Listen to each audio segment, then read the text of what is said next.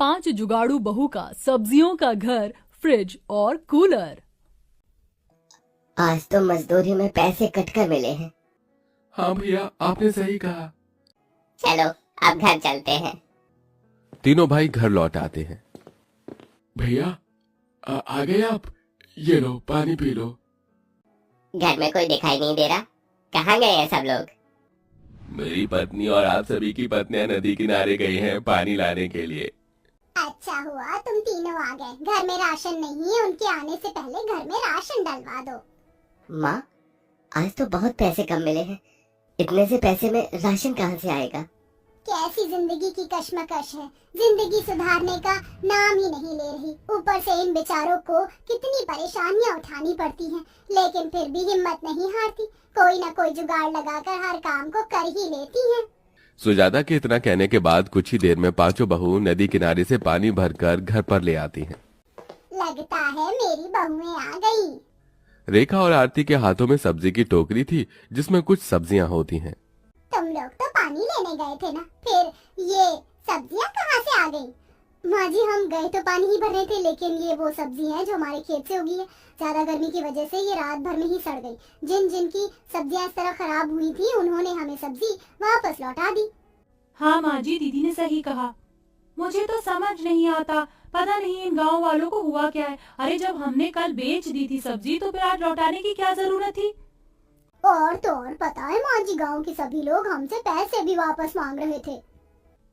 वो तो मैंने उन्हें सुना दिया, बचा हुआ माल वापस नहीं होता, वरना तो आज हमें बहुत बड़ा नुकसान हो जाता। देखो ना इतनी सारी सब्जियां, ये सारी सब्जियां खराब कैसे हो सकती हैं? क्या ही कर सकते हैं बहू, घर में ही इतनी गर्मी है कि इस गर्मी में हर एक चीज खराब हो रही है। अब हमारे पास कोई फ्रिज तो है नहीं जिसमें हम सब्जियों को संभाल कर रख सके। हाँ माँ जी, आपने बिल्कुल सही कहा, हम लोग कर भी क्या सकते हैं। पांचों बहू घर के अंदर आने के बाद घर के काम करने लगती हैं। शाम का समय होता है, कोई चूल्हे पर खाना बना रहा होता है तो कोई घर की साफ सफाई में लगा होता है। मैं पूजा कर देती हूँ। ये करेले हैं, मैं छत पर सुखा कर आती हूँ। मंजू इतना कहकर अपने घर की छत पर जाती है, जहां पर करेले थाली में लगाकर सूखने के लिए रखती है। तभी अचानक से उसके वजन की वजह से कच्ची छत टूट जाती है और वो छत से घर के अंदर जाकर गिरती है। हाय रब्बा, हाय मेरी कमर तो टूट गई है। भगवान, ये क्या हो गया? बहुत दर्द हो रहा है मुझे मेरी कमर में। उसके गिरने की आवाज से चारों बहू उसके पास आती हैं। अरे अरे, ये क्या हो गया?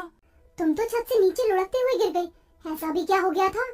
तभी कहते हैं खाना कम खाना चाहिए, नहीं तो वजन ज्यादा होने की वजह से ऐसी दुर्घटना की संभावना बनी रहती है। खुशी की बात सुनकर सब लोग उसका मजाक उड़ाने लगते हैं। हम लोगों का वही हाल है, गरीबी में आटा गीला, कोई काम ठीक से हो ही नहीं सकता। अब देखो ना, छत टूट गई हमारी। परेशान क्यों हो रही हो? छत का जुगाड़ तो हम कर ही लेंगे। वैसे भी पूरे गांव में हम लोग फेमस जो है जुगाड़ू बहुओं के नाम से। हाँ हाँ, तुमने बिल्कुल सही कहा। अगले दिन जब सवेरा होता है, पांचों बहू समय पर उठकर घर के सारे काम कर लेती हैं और कड़ी धूप निकलने से पहले अपने खेतों में जाकर सब्जियां तोड़ना शुरू कर देते हैं। हे भगवान, देखो ये सब क्या हो रहा है। हमारी सारी फसल, हमारी सारी सब्जियां खराब होने लगी है। ये टमाटर, गाजर, मूली, तोरी, आलू सब खराब हो रहे हैं। ये सब तो गर्मी की वजह से ही हो रहा है। धूप भी तो बहुत तेज निकलती है। थोड़ी सी बारिश हो जाती तो अच्छा रहता, लेकिन बारिश होने का नाम ही नहीं ले रही। अपनी सब्जियों की ये हालत देखकर पांचों बहुएं वहीं खड़ी की खड़ी रह जाती हैं।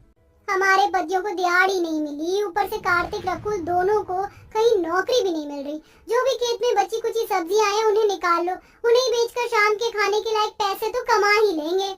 खुशी के ये कहने पर पांच बहू मिलकर सब्जियां तोड़कर टोकरी में रख लेती हैं। तो वहीं अंजलि हाथ में चाकू लेकर जो थोड़ी बहुत सब्जी बची होती है और हल्की फुल्की सड़ी होती है, उन्हें काट कर साफ साफ कर सब्जी अपने टोकरी में भर लेती है। अरे ये क्या, सारी सब्जी आपने क्यों काट कर रखी है? ऐसी कटी हुई सब्जियां तो कोई नहीं खरीदेगा। किसी को खरीदनी है तो खरीदे, नहीं खरीदनी तो ना खरीदे। वैसे मैंने ये सब्जियां घर के लिए काट रखी है, इस जुगाड़ से ये सब्जी खराब नहीं होंगी। बड़ा अच्छा दिमाग चलाया। चलो अब घर चलते हैं। घर आने के बाद पांचों बहुएं गर्मी में काम में लग जाती हैं। आरती और रेखा दोनों खाना बनाने में लग जाते हैं। अंजलि मंजू घर की साफ सफाई करके चटाई बिछा देती हैं, तो वहीं खुशी अपने आंगन में थोड़ा सा पानी का छिड़काव करने लगती है। बाहू, तुम ये क्या कर रही हो आंगन में? पानी क्यों डाल रही हो?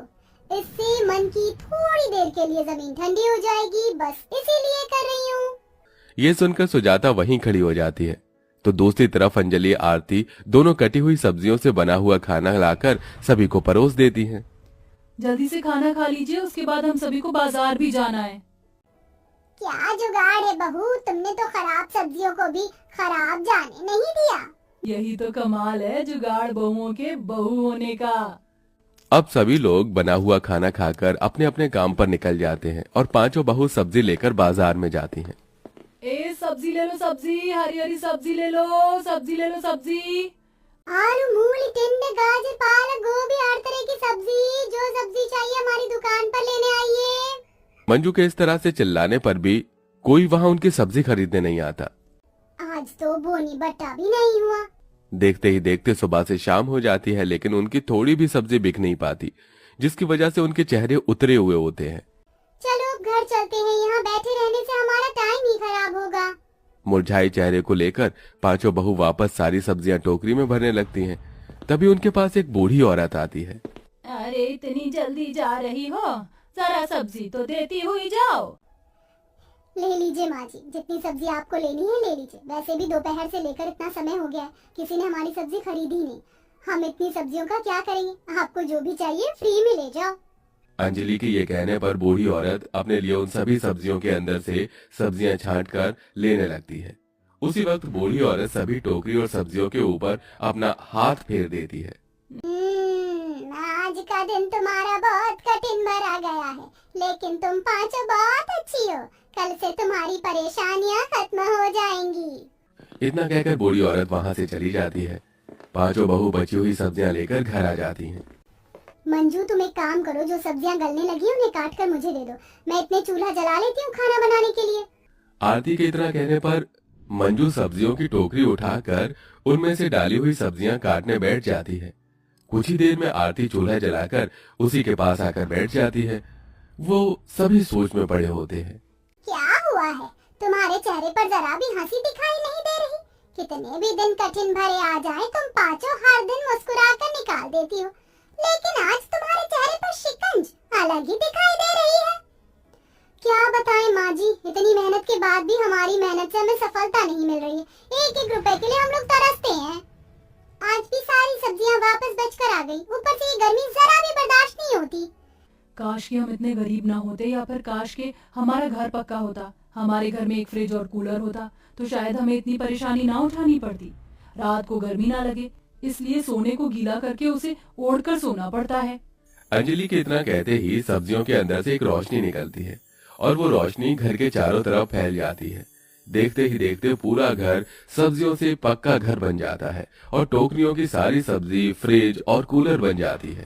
हे भगवान जी, ये सब क्या हो रहा है? ये सब कैसे हुआ? देखो तो, हमारा घर बिल्कुल सब्जियों से मिलकर पक्का घर बन गया है। कहीं से टूटा फूटा नहीं, प्रत्येक सब्जी नजर आ रही है। ये कूलर सब्जियों से बना है, क्या ये चलता भी होगा? जैसे ही मंजू उसे चलाकर देखती है तो कूलर से ठंडी ठंडी हवा आने लगती है। हाँ, इस कूलर से कितनी ठंडी हवा आ रही है, फिर तो ये फ्रिज भी चलता होगा। जैसे ही अंजलि फ्रिज खोलती है, वो फ्रिज बहुत ठंडा होता है और उसके अंदर खाने पीने का सभी सामान उपलब्ध होता है। यकीन नहीं हो रहा मुझे अपनी आंखों पर, लेकिन ये करिश्मा हुआ कैसे?